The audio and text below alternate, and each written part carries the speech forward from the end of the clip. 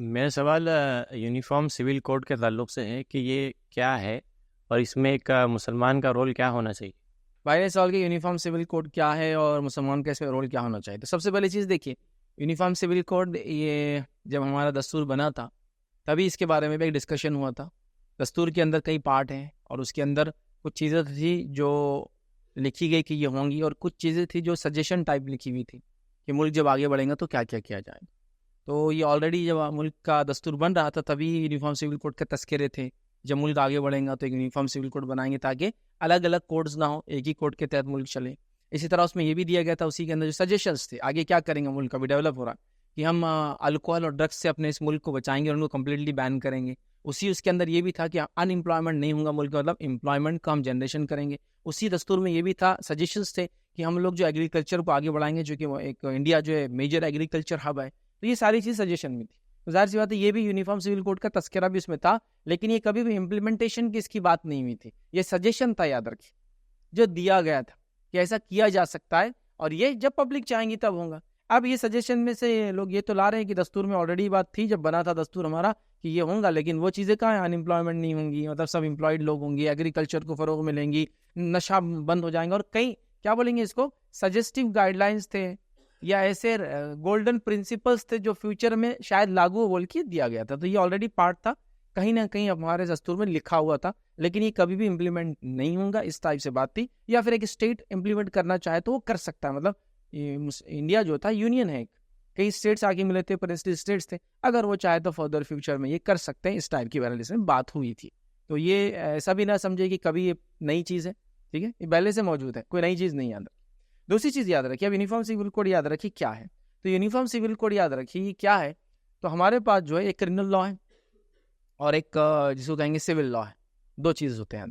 तो criminal law तो हमारे पास ऑलरेडी यूनिफाइड है, एक तरह से देखा, एक तरह से क्यों कह रहा हूँ कि तो इसके अंदर भी स्टेट वाइज ढील और छूट है। तो गवर्नमेंट उस पर कभी बात नहीं करी कि उसको कैसे यूनिफॉर्म किया जाए, ठीक।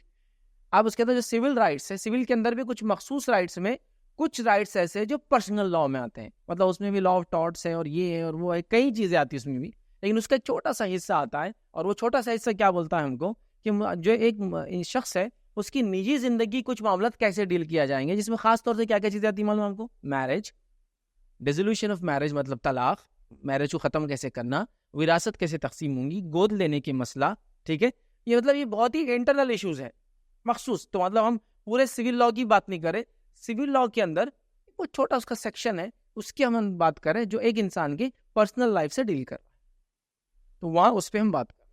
अभी जो डायरेक्टिव प्रिंसिपल्स आए हैं कि ये यूनिफॉर्म सिविल कोड किन चीज़ों पे लागू होगा, वो भी कोई क्लियर गवर्नमेंट की तरफ से नहीं आया है। मीडिया हाउसेस ने दिए कि ये 5 बातों पे फर्क पड़ेगा, ये 15 बातों पे फर्क पड़ेगा, ये 11 बातों पर फर्क पड़ेगा, ये 12 बातों पर फर्क पड़ेगा। गवर्नमेंट से कोई डायरेक्टिव नहीं। सेकंड, गवर्नमेंट से ये भी डायरेक्टिव नहीं कि अगर यूनिफॉर्म सिविल कोड आ जाता है तो वो किस चीज़ को मानेंगे और किस चीज़ को स्टैंडर्ड मानेंगे कि ऐसा होगा तो हम करेंगे, वो भी नहीं आया।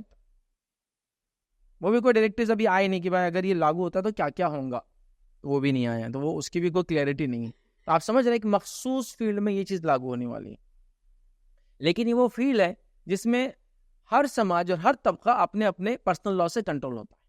अब ये गलत फहमी जो लोग देख रहे हैं वो निकाल दे कि इस यूनिफॉर्म सिविल कोड का सिर्फ मुसलमानों से कोई ताल्लुक है, कोई ताल्लुक नहीं। इसका ताल्लुक हर कम्युनिटी से, लेकिन अफसोस की बात है वो कम्युनिटीज ये बात को समझ नहीं रही, क्योंकि इंडिया एक अजीब मेंटालिटी से गुजर रहा है। कौन सी मेंटालिटी से गुजर रहा है मालूम आपको? देखिए क्या मेंटालिटी, देखिए, मैं खुश हो रहा हूं इस चीज पर कि एक चीज आपसे छीन ली गई है, हालांकि वो चीज मुझे भी नहीं मिली है और मेरे पास है भी नहीं। मिसाल, मेरे मोहल्ले में स्कूल नहीं था तो मैंने क्या डिमांड करना चाहिए था गवर्नमेंट से, मेरे मोहल्ले में स्कूल बनाया जाए, मेरे मोहल्ले में स्कूल बनाया जाए। तो मेरे मोहल्ले में तो स्कूल नहीं बना, लेकिन मुझे सिर्फ ये खुशी हुई कि पड़ोसी की मोहल्ले का स्कूल टूटा, अल्हम्दुलिल्लाह, वो खुशी हो रही मेरे को खाली। समझ रहे आप, मुल्क के हालात ऐसे चल रहे हैं। मुल्क ये चीज़ नहीं देख रहा कि फला टैक्स लागू होगा तो उसमें मेरा क्या नुकसान होगा। मुल्क क्या देख रहा है मानो, अभी उन पर भी लग रहा है कि टैक्स आप बाद आएंगे, उनके तो टैक्स लगने के बाद अब पता चलेगा इनको सालों को 70 साल में क्या क्या इन्होंने जुल्म किया और उससे पहले 700 साल में क्या किया और उससे पहले फला क्या किया। तो मैं अपनी कामयाबी खुश नहीं हो रहा हूँ आज, मैं दूसरों जो गिर रहे हैं उनको जो नुकसान हो रहे हैं उस पर खुश रहा हूँ। ये मेंटालिटी से मुल्क पूरा चल रहा है। आप समझ रहे हैं ना अभी क्या हो रहा है मुल्क के अंदर, ये मेंटालिटी चल रही है। तो याद रखिए यूनिफॉर्म सिविल कोड आएगा तो किसी एक कम्युनिटी को हिट नहीं करेगा। ये सारे पर्सनल लॉज जो मुसलमानों के मैरिज के हैं, जो सिखों के मैरिज के हैं, जो ईसाइयों के मैरिज के हैं, जो जैन के मैरिज के हैं, जो हमारे हिंदू जो कि मेजॉरिटी है, और हिंदुइज्म के अंदर जितने कास्ट और कल्चर्स सब है उनके है याद रखिए। फिर आदिवासी इसको ले लीजिए, वो आदिवासी के अपने रीत रिवाज कल्चर है, वो इसमें सबको हिट करने वाला है। जिसको अगर आम सेंस में कहूँ तो ये 85% जो है बरादरान वतन को हिट करने वाला है, जिनके पास सबसे ज्यादा कल्चरल डिफरेंस होते हैं, एक दूसरे से अलग अलग सभ्यताएं, कल्चर, हर इलाके की अलग है, हर जमीन की अलग है, हर उसकी अलग होती है। आप देखिए ना कितना डिफरेंस है उसके अंदर, तो वो सब खत्म हो जाने वाला है। इसका सिर्फ मुसलमानों से ताल्लुक नहीं, इंडिया की हर कम्युनिटी से ताल्लुक। ये पर्सनल लॉ इनकी शादी के, ब्याह के, तलाक के सब खत्म हो जाएंगे। फिर क्या होगा? यूनिफॉर्म सिविल कोड कहाँ लागू है उनको देखिए ना। यूनिफॉर्म सिविल कोड याद रखिए वेस्टर्न कंट्रीज में लागू है ऑलरेडी। यूरोप में आप ले लीजिए मिसाल के तौर पर, अमेरिका में ये लागू है, ऑस्ट्रेलिया के अंदर लागू है, रशिया को आप ले लीजिए, इसमें यूनिफॉर्म सिविल कोड लागू है। मतलब उनके हर चीज़ का एक ही लॉ होता है, शादी ब्याह अलग से नहीं होती, सब एक ही जैसी होती है, उनके तो ऑलरेडी लागू है। तो क्या उनसे हम कुछ सीख ले सकते हैं कि उन्होंने यूनिफॉर्म सिविल कोड जो पर्सनल लॉ को हटाकर लाया, रिलीजन को हटाकर लाया, स्टेट लॉ वहाँ ला के लगाया, तो क्या उनको उसका बेनिफिट हुआ?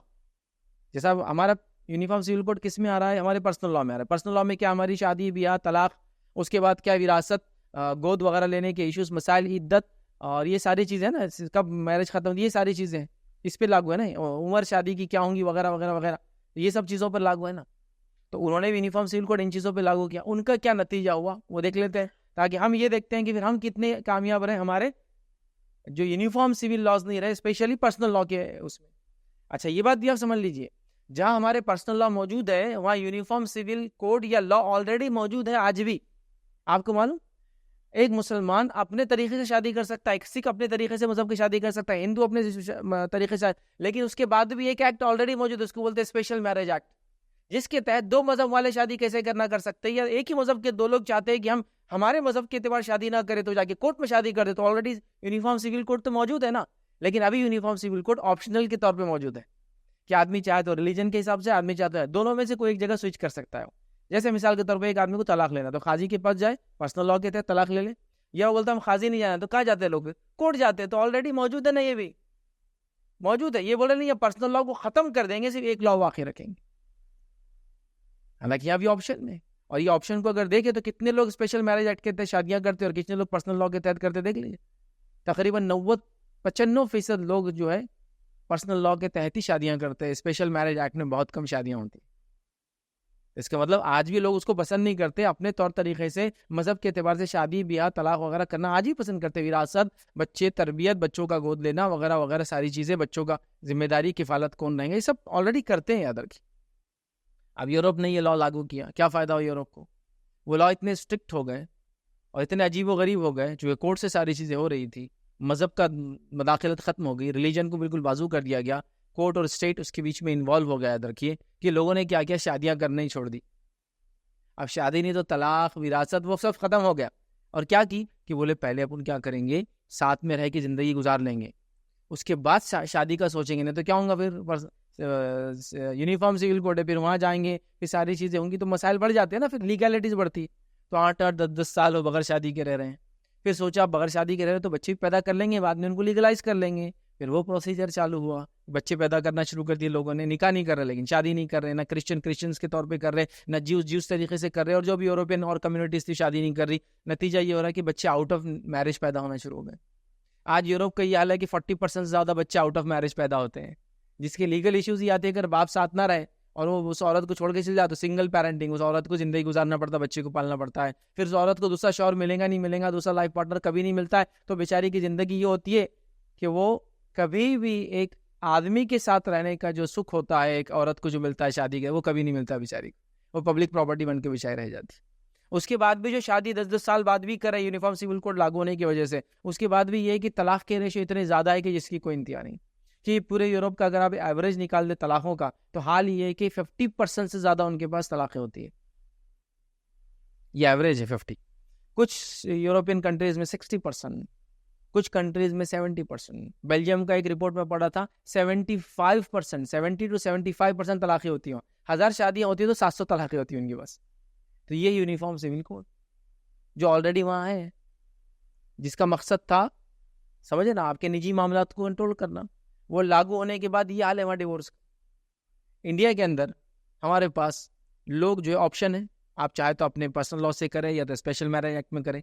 लोग अपने पर्सनल लॉ के थ्रू शादियां कर रहे हैं, तलाक़ें उनकी हो रही। आपको पता है ये इतना अच्छा सिस्टम है, कल्चरली इतना इम्पैक्टफुल सिस्टम है कि इंडिया के अंदर सारी कम्युनिटीज़ के तलाक़ को अगर मिला ले तो 100 में 13 तलाक़ें होती। कितना कम है ना। अभी यूनिफॉर्म सिविल कोड नहीं है तो हम इतने सेफ है। वहाँ यूनिफॉर्म सिविल कोड है तो क्या हो रहा है, 50 से लेकर 70% तलाक़ें हो रही है, मैरिजेस सक्सेसफुल नहीं हो रहे। क्या हमारे लिए वो नमूना नहीं है वो कंट्रीज? यूरोप ले लीजिए, अमेरिका 50% तलाक है, 40% से ज़्यादा बच्चे आउट ऑफ मैरिज पैदा हो रहे हैं, जिनका विरासत का मसला ही डिस्कस कौन करेगा, होगा ही नहीं, इसलिए कि मैरिज हुई ही नहीं। मैरिज से होंगे तो सारी चीज़ें होंगी, सिंगल पेरेंटिंग में जी रहे, माँ पाल रही बच्चों। तो ये सब हुआ जहाँ यूनिफॉर्म सिविल कोड लागू था। अब देखिए इंडिया की आवाम क्या वो करती है। अभी मसला क्या हो रहा है, जो मैंने बोला ना आपको, मुझे क्या मिला उससे कोई खुशी नहीं है, तेरा क्या जा रहा है उससे मुझे खुशी हो रही। तो आजकल कम्युनिटीज़ की बताया जा रहा है, भाई तुम्हारा क्या जा रहा है छोड़ दो, मुसलमानों को ये तकलीफ होंगी इससे, यूनिफॉर्म सिविल कोड से। नतीजतन तुम भी हाँ कहो इसके लिए, और तुम भी बोलोगे हाँ ये होना चाहिए। लेकिन मैं अपील करूंगा हमारे गैर मुस्लिम भाइयों से, आप देखें क्रिश्चियंस अपने स्पेशल अपने मैरिज एक्ट के तहत शादियां करते हैं, उसमें भी उनके कैथोलिक्स की कुछ अलग है, उसके बाद कुछ एरिया वाइज भी उनके अलग लॉज बने हुए, याद रखिए कि फुला हमारा सेक्टर तो हम ये करेंगे। सिखों के लिए अपना एक है, हाँ, इसी तरह हिंदुओं के अपने वो है, और कई चीज़ें से होता है ना फायदा। जैसे हिंदू अनडिवाइडेड फैमिली, विरासत वगैरह की चीज़ें होती हैं। हिंदू अनडिवाइडेड फैमिली का इतना बेनिफिट हमारे हिंदू भाई लेते हैं टैक्सेशन के अंदर, जिसकी कोई इंतहा नहीं। एक आम आदमी अगर 10 लाख कमाता है और उसके अंदर वो जो 1,20,000 टैक्स भरता है, हिंदू अनडिवाइडेड फैमिली जो है ये 5-10 हज़ार टैक्स पे कर छूट जाती है। ये बेनिफिट मिला ना उनको, मतलब उनकी विरासत जो थी उसको अनडिवाइड, विरासत तकसीम करने का उनके मजहब में कोई तरीका नहीं है, तो उन्होंने क्या किया, हिंदू अनडिवाइडेड फैमिली का एक लॉ बना दिया। लॉ क्या बोलता है कि सारे बच्चे फायदा उठाएंगे लेकिन प्रॉपर्टी बेची नहीं जाएंगे, की जगह रहेंगी। हिंदू अनडिवाइडेड फैमिली, उसका बेनिफिट ये होता है कि अगर प्रॉपर्टी नहीं टूटती है तो गवर्नमेंट उसमें टैक्स बेनिफिट दे रही है। अब ये कहाँ रहेंगे टैक्स बेनिफिट, चूंकि अब विरासत जो है गवर्नमेंट के कंट्रोल में आ जाए, कोर्ट से होंगी। अभी हम देखते हैं कि खाजी और ये जो अलग अलग चर्चेस का निज़ाम और गुरुद्वारों के थ्रू और मंदिरों के थ्रू और मंदिर ट्रस्टों के थ्रू जो शादियां होती है, जो तलाक़ें होती है, कितना आसान है। गवर्नमेंट को कोई बर्डन नहीं है, कोई चार्जेस नहीं है, कोई मिशनरीज में इन्वॉल्व नहीं है। अब देखिए कोर्ट पहले 50 मतलब कितने मिलियन केसेस में परेशान है, जो अब उसके 30 साल तक भी अगर सॉल्व करे तो नहीं होंगे, बोलते ये क्रिमिनल केसेस है, सिविल सूट्स उसमें बाकी है। अब ये फैमिली भी इसमें घुस जाने वाला है। अब पता नहीं हर रोज एक झगड़ा हो रहा और वो भी गवर्नमेंट पे जा रहा, तो कोर्ट पर कितने बर्डन होने वाले हैं। मुल्क ऑलरेडी दबा हुआ है, जजेस मौजूद नहीं है, चीफ जस्टिस ऑफ इंडिया आकर कैमरे के सामने रो रहे हैं हालात देखकर। मतलब यूरोप के अंदर 10,000 लोगों पर एक जज होता है, इंडिया में हमारे पास 10 लाख लोगों पर 21 जज है। 10 लाख लोग जिस इलाके में उस पर 21 जज है, तो वो चीफ जस्टिस ऑफ इंडिया रोते रोते बोल रहे हैं कि हम कहाँ से संभाले। आपने देखा ना, तो अभी कितने मिलियन केसेस बता रहे हैं जो कि क्रिमिनल है, जिनको सॉल्व करने को 30 ईयर्स लगेंगे, सिविल सूट्स पूरे बाकी है, और उसके अंदर अब ये सिविल सूट भी आ जाएंगे, मेरी इसका तलाक हो रही है, उसका झगड़ा हो रहा, वो भी बर्डन है। तो अभी एक सिस्टम अच्छा चल रहा है, लेकिन अभी लोग इस मोड में नहीं है कि इसको सुने। अभी उनको ये नहीं दिख रहा है कि मेरा क्या फ़ायदा नुकसान है, वो बोल रहे बस सामने वाले का नुकसान हो रहा ना। कैसी अजीब मेंटालिटी, कैसी अजीब मेंटालिटी।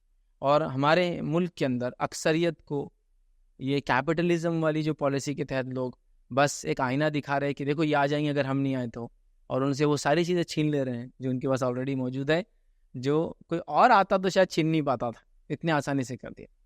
मतलब मुझे अच्छे से याद है, हम छोटे थे, 1 रुपया पेट्रोल का रेट बढ़ जाता था कभी, 1 रुपया। तो आपने भारत बंद सुना होगा ना, पूरा मुल्क बंद होता था। अभी 5-5 रुपये तो ऐसे बढ़ा देते हो जैसा आप गए 110 में तो 15 कब हुआ चल आगे निकल भराना है, तो जो उसको भी कोई परवाह नहीं यार, कौन जवाब देते बैठेगा 115, क्योंकि बोला दिन भर में 4 बार आ रहे रेट, तो कहाँ से बताओ तेरे को मैं 115। अच्छा फिर यहाँ से आप निकल रहे एक स्टेट में एंटर कर रहे, 10 रुपये कम, तो मिसाल की तरफ यहाँ से निकलिए एमपी चले जाओ, 10 रुपये कम, यहाँ 110 तो वहाँ 100 वाला। इसलिए क्या आप बता रहे हैं कि हमारी सरकार इतनी प्रोग्रेसिव है कि आप हमको वोट देंगे तो फिर महाराष्ट्र में फिर पेट्रोल हो जाएगा 100 रुपये। अभी जो है दूसरे देखिए ना, जितने बीजेपी रूल स्टेट्स हैं उसमें 10 रुपये का पेट्रोल कम होता है, तो बहुत से लोग जो बॉर्डर्स पे रहते हैं तो बॉर्डर से उतर जाते हैं, पेट्रोल भरा के फिर इधर आते, क्या करेंगे फिर, इधर 110 और उधर 100 रुपये। मैं वो ट्रैवल करता हूँ कई स्टेट में, तो हम वो स्टेट से जब निकल के महाराष्ट्र में आते हैं बोलते हैं पूरा फुल कर लो टाकी, अगर 45 लीटर भी आया तो 450 रुपये बच जाते ना, 2 लोगों का खाना हो जाता आराम से हाईवे के ऊपर। होता है ना ऐसे, तो ये हालात चल रहा है। कौन उसको, पहले ये होता था, लोग इतने अवेयर थे, आज हो रहा है कुछ भी नहीं हो रहा। और टमाटे आप 15 रुपये किलो खाओ, ये 150 रुपये चल रहे। पहले मैंने देखा टमाटे वाले की गाड़ी पे ऐसे बच्चे आते थे, टमाटर उठा ले तो वो भी खुद दे देता था खाने के लिए। मैंने कल गली में देखा, नमाज से आ रहा था, एक बच्चा टमाटे वाला होता है, वो तो चिल्ला के भागते आया, और ऐसे 10-15 टमाटे थे, उनको बचाया उसने बेचारे ने। 150 रुपये बता रहे थे कल, या 1-2 दिन पहले। मैंने, ये हाल है, आप देख रहे हैं। अब किसी को परवाह नहीं, क्यों? ये महंगाई आपको बर्दाश्त करना पड़ेगी, इसलिए कि इसको तकलीफ हो रही है। कितने हैं मुसलमान मुल्क के अंदर? 15%। 15% की तकलीफ के लिए 85% पूरे परेशान है। अगर मुझे ऐसा पता चलता कि भाई हमारे इलाके गांव के अंदर मंदिर नहीं है, तो एक मंदिर बनाया जाए गवर्नमेंट की तरफ से, ताकि हम इबादत करें, तो भी समझ में आता, खुशी का आलम। नहीं, हमारे गांव में मंदिर बना नहीं बना, उधर की मस्जिद टूटी, इसकी खुशी हमको बहुत ज्यादा है। तो अभी ये गेम चल रहा है, मुझे क्या मिला कोई परवाह नहीं, उसका क्या गया उसमें खुशी मना रही हमारा मुल्क। कितने दिन चलेंगे ऐसी खुशी, मुझे समझ में नहीं आता है।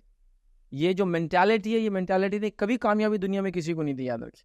जहां भी ये सोच लागू हुई, उसने बर्बादी लाई उस मुल्क के लिए। बहरहाल, लेकिन अभी लागू है, बहुत शदरमत से लागू है। लोग तो इसके लिए भी तैयार है कि पेट्रोल 2000 रुपये लीटर हो जाए, अभी तो वो तैयार है डालने के लिए। बस वो 15% को तकलीफ होती रहनी चाहिए कंटिन्यू। क्या अजीब चीज़ है। आप सोचे थोड़ा सा, अल्लाह रहम करे। बहरहाल, तो यूनिफॉर्म सिविल कोड भी अब 2024 से पहले का एक कार्ड है जो फिर खेला जा रहा है। यूनिफॉर्म आपका जो है CNR से तो नहीं हो पाया किसी वजह से, तो मे भी हो सकता वो 24 के बाद आप जो है 29 के अंदर वापस लाएंगे उसको। तो अभी फिर कुछ तो भी होना चाहिए ना, हमने कुछ किया ना आपको। मतलब मेरे शादी का तरीका चले गया करने का, चलेगा, लेकिन उसका भी खत्म हो रहा ना, तो मैं उसकी खुशी मना रहा हूँ। मेरे तलाक का तरीका खत्म हो गया, चलेगा, लेकिन उसका भी खत्म हो रहा, हाँ बस फिर तुम करो। समझ रहे हैं? मतलब 15% को तकलीफ हो रही है ना, तो पूरा 85% अपना हाथ डालता रहा, मारो इस पे और मारो हाथ पे, क्यों? 15% को भी तकलीफ होती है इसकी। तो बहरहाल, ये यूनिफॉर्म सिविल कोड ये है, मुसलमानों का क्या नुकसान होगा? बस ये है कि सिविल राइट्स में जो बेसिक राइट्स जैसे मैरिज, रेजोल्यूशन ऑफ मैरिज, तलाक, विरासत के इशूज़, हाँ, उससे इद्दत वगैरह, उससे रिलेटेड चीज़ें होंगी।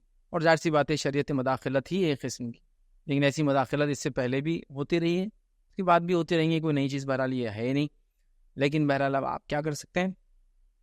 तो गवर्नमेंट ने डिमांड किया है, मिनिस्ट्री ने ये कहा है कि आप आपके सजेशंस भेजिए, आप इसके फेवर में अगेंस्ट है बातें कीजिए। वेबसाइट के ऊपर उनकी एक वेबसाइट दी गई है, वेबसाइट के ऊपर आप जाएं, अपना वोट डालें या अपना कमेंट, अपना इजहार ख्याल करें। इसी तरह जो है उन्होंने एक ईमेल भी दिया है, उस ईमेल पे आप ईमेल फॉरवर्ड करें। ये 2 काम बहरहाल आप कर सकते हैं ताकि ये रोके। इस बार उन्होंने कोई दूसरी तरीके से इसको रुकने का या सजेशन नहीं लिया है। कभी होता था लिख कर मांगते थे, ये बार कहा कि ऑनलाइन सारी चीज़ें करें। मैं आपसे गुजारिश करूँगा, जो लोग समझते हैं कि ये वाकई में हक़ में नहीं है इस मुल्क के, वाकई में हक़ में नहीं, याद रखिए हम बहुत खुश हैं अपने पर्सनल लॉज जो है, जो बेसिकली एक इंडिविजुअल की लाइफ को गवर्न कर रहे हैं, ये कोई दूसरे सिस्टम में नहीं कर रहे हैं। देखिए, क्रिमिनल लॉ तो सेम है ना, उसमें कहाँ कोई डिमांड कर रहा है कि मुसलमान है तो उसकी सज़ा ना मिले, हिंदू है तो उसकी सज़ा नहीं कर रहे हैं ना। क्रिमिनल लॉ ऑलरेडी सेम है। सिविल लॉ के अंदर भी 90% लॉस कॉमन है। अब उसके अंदर जो 10% में अनकॉमन है, उसके अंदर भी special marriage right, special film वो ऑलरेडी मौजूद है कि जिसको जाना है तो अपने कोर्ट के तरीके से तलाक ले, जिसको जाना है अपने मजहब के तरीके से तलाक ले, मौजूद है। अब वो ख़त्म करके ऑप्शन ये चाह रही है, क्योंकि इसमें सबसे ज़्यादा तकलीफ का इजहार मुसलमान कर रहे हैं। इसी वजह से मुस्लिम पर्सनल लॉ बोर्ड ने ये चीज़ की अपील की कि इसके लिए कोई धरना पूरे मुल्क में ना दिया जाए, क्योंकि जितना आप धरना देंगे ये कानून उतने जल्दी लागू होगा। रीज़न के वो बता रहे हैं ऐसा कि मुसलमानों को तकलीफ है, देखो कैसा उड़ रही है, कैसी तकलीफ हो रही। तो हमारे बेचारे भाई, फिर वही मेंटालिटी, आपको क्या मिला उसकी कोई वो नहीं, उसका क्या गया उस पर खुश है बेचारे। तो मुस्लिम पर्सनल लॉ ने कहा कि कोई इस पर धरने नहीं होंगे, इसीलिए पूरे मुल्क में कहीं भी धरने और एहतजाज नहीं किए गए जैसे CNRC में किए गए थे। रीज़न यही था कि अभी 24 का मामला है, इलेक्शन करीब है, और गवर्नमेंट यही चाह रही है। पब्लिक मेंटालिटी भी वो हो गई है, जिसको एक बहुत अच्छे अंदाज से एक मीडिया रिपोर्टर ने अच्छा नाम दिया उसको, वो कह रहा है हिंदू सुख। हिंदुओं को सुख मिल रहा है कुछ चीज़ों को देखकर, तो हिंदू सुख का एक जो टर्म है अच्छा लगा मुझे, कि वाकई में वैसे ही हो रहा है। उनको क्या मिला नहीं पता, लेकिन उनको दूसरों की तकलीफ से सुख मिल रहा है, खुशी हो रही, बस उसका चक्कर है ये। तो बहरहाल हम अपने आप को बचाए, अपने तरफ से जो कर सकते करें, लेकिन जिस तरह की कमेंट्स, जिस तरह की स्पीचेस और जिस तरह की बातें आ रही है, यूनिफॉर्म सिविल कोड को लागू करना इस गवर्नमेंट के लिए एक मतलब एक बहुत नॉमिनल जैसी चीज़ होंगी। जो गवर्नमेंट इतनी मेजॉरिटी में हो, वह उनके लिए एक नॉमिनल चीज़ है, बहुत आसान काम है। बहरहाल वो कर देंगे, अगर उनका मूड है तो बिल्कुल वो कर देंगे इस बार। अगर ये रखना चाहे अगली बार के लिए उठा कर तो रख भी सकते हो। ये बात तो तय है कि इसका सबसे ज़्यादा नुकसान अगर होता है तो मुसलमानों को होने वाला, ये बात अपनी जगह तय है। क्योंकि जितने हम सेंसिटिव अपने रिलीजन के बारे में, लोग उतने नहीं हैं। मैं भी हो सकता है बर्दाश्त कर ले, लेकिन हम लोगों के लिए बहुत मुश्किल चीज़ है, याद रखिए।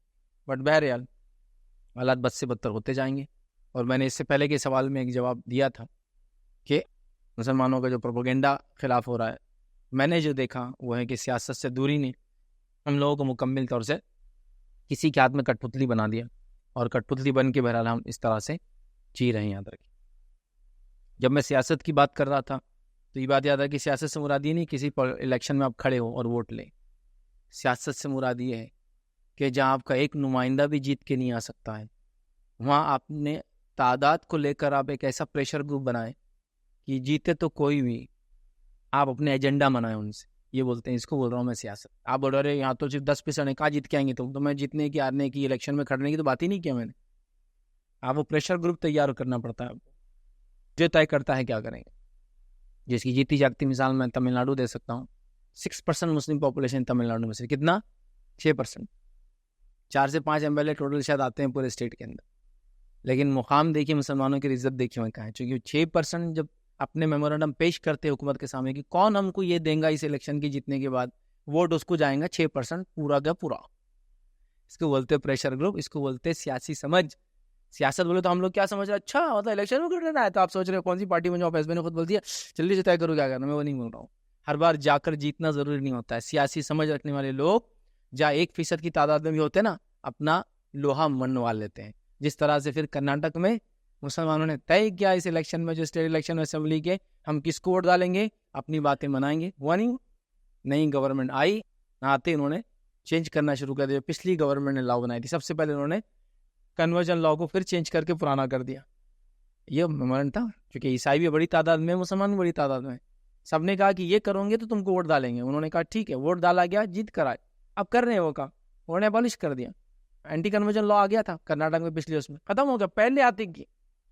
सेकंड बात की उन्होंने कि मुस्लिम लड़कियों के पर्दे का अब कोई मसला नहीं है, खत्म कर दिया उन्होंने। आतिश ये होता है हुकूमत का। कैसे हुआ? आप बोलेंगे हाँ मुसलमानों के 50 MLA आगे इसलिए नहीं, कुछ भी नहीं आया MLA, जैसे आते थे वैसे ही उतने ही आए थोड़े बहुत। ये प्रेशर डेवलप हुआ, सियासी समझ के साथ एक मास्टर स्ट्रोक लगाया गया। तो हमेशा ये बोलना ही चाह रहा था, सियासत बोले तो आप पॉलिटिकल पार्टी ज्वाइन करके काउंसलर बनना है, मेरे को MLA बनना है, वो नहीं है। आप समझ रख कर अपना काम मनवाए। जहाँ लगता है कि यही आदमी ये काम कर सकता है तो आपको जरूरत नहीं किसी मुस्लिम कैंडिडेट खड़े करने, उसी को जिता के लाए। मेरे काम होना चाहिए, इतने उर्दू स्कूल आना चाहिए, इतनी लाइब्रेरीज बनना चाहिए, इतनी सड़कें बनना चाहिए, इतने नौजवानों को जॉब मिलना चाहिए, तो अगली बार फिर वोट डालेंगे। एजेंडा दीजिए, बात कीजिए, तय कीजिए, वोट डालिए, जिता के लाइए, मसले का हल करवाइए। ठीक है, ये होता है बहरहाल एक सियासी शऊर जिसको बोलते हैं, याद रखिए। और जिसकी बहरहाल कई मिसालें में दे सकता हूँ। तो मुख्तसर से यूनिफॉर्म सिविल कोड कहाँ लागू होता है मैंने बता दिया, और मुस्लिम्स क्या करें इसके खिलाफ वो करें। और यकीनन नुकसान, इसका एक बड़ा नुकसान मुसलमानों को इसका होने वाला है, चूँकि हमें हसास है अपने इन मामलों के अंदर।